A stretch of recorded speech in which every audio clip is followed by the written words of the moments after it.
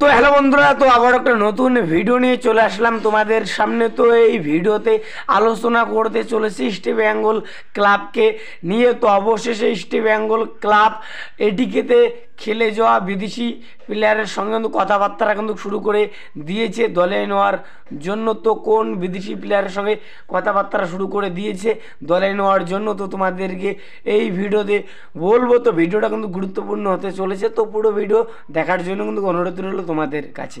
আর video ভালো লাগলে অবশ্যই একটা লাইক করে চ্যানেলটাকে সাবস্ক্রাইব করে দিও ইস্ট বেঙ্গলের সমস্ত রকম আপডেট পাওয়ার জন্য। তো আজকে কিন্তু এপ্রিল মাসের 3 তারিখ। তো আজকে মোহনবাগানের কিন্তু ম্যাচ রয়েছে, সেমিফাইনাল ম্যাচ জামশেদপুর এফসির সঙ্গে। তো তোমরা অবশ্যই ভাই কমেন্ট করে জানাও আজকের ম্যাচে কোন টিম জিতবে, মোহনবাগান সুপার জায়ান্ট নাকি জামশেদপুর এফসি। তো এই ম্যাচটা কিন্তু হাড্ডাহাড্ডি কিন্তু হবে ভাই। তো দুটো টিমে কিন্তু জিততে চাইবে এই গুরুত্বপূর্ণ ম্যাচ। তো আজকের ম্যাচটা যে কোনো টিমে কিন্তু জিততে চাইবে, তো ম্যাচটা কিন্তু হাড্ডাহাড্ডি কিন্তু হবে।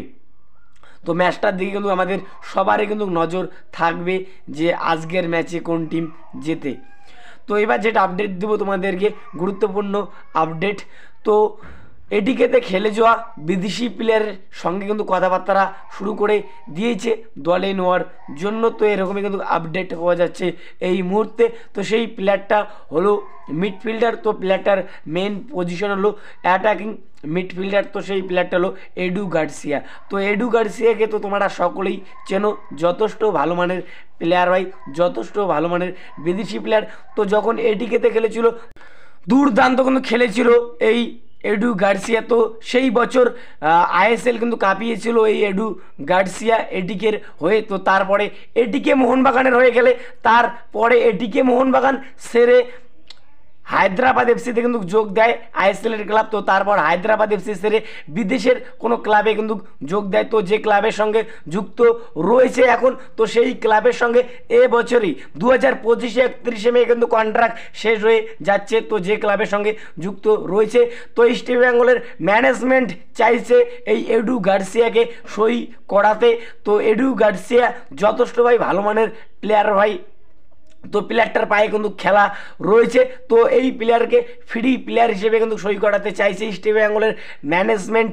তো এরকমই কিন্তু আপডেট পাওয়া যাচ্ছে এই মুহূর্তে। তো এই প্লেয়ারের সঙ্গে নাকি কথাবার্তা শুরু করে দিয়েছে ইস্ট বেঙ্গলের ম্যানেজমেন্ট। তো এরকমই কিন্তু আপডেট পাওয়া যাচ্ছে এই মুহূর্তে। যথেষ্ট ভাই ভালো মানের প্লেয়ার এই এডু গার্সিয়া। তো এখন এটাই দেখার বিষয় ইস্ট বেঙ্গলের ম্যানেজমেন্ট এই এডু গার্সিয়াকে আবারও আইএসএলে ফেরাতে পারে নাকি। তো এখন এটাই দেখার বিষয়। তো যদি এই প্লেয়ারকে সই করায় তাহলে ইস্ট বেঙ্গল টিমের জন্য কিন্তু ভালো হবে ভাই। তো ইস্ট বেঙ্গল টিমে কিন্তু একজন অ্যাটাকিং মিডফিল্ডার পজিশনের প্লেয়ারের কিন্তু দরকার। তো একজন অ্যাটাকিং মিডফিল্ডার বিদেশি প্লেয়ার কিন্তু দরকার ইস্ট বেঙ্গল টিমে। তো এখন এটাই দেখার বিষয় এই প্লেয়ারকে সই করাতে পারে নাকি। তো এডু গার্সিয়ার ব্যাপারে কোনো আপডেট পেলে তো তোমাদেরকে অবশ্যই জানাবো। তো এই ভিডিওতে তোমাদেরকে এতটুকুই বলার ছিল। তো যদি ভিডিওটা ভালো লাগে অবশ্যই একটা লাইক করে চ্যানেলটাকে সাবস্ক্রাইব করে দিও ইস্ট বেঙ্গল সমস্ত রকম আপডেট পাওয়ার জন্য।